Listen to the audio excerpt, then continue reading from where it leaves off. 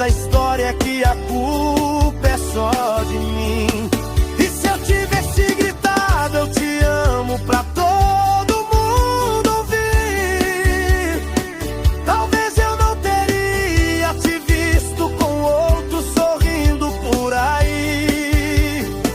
Hoje você vive na minha saudade, mas mora no meu coração.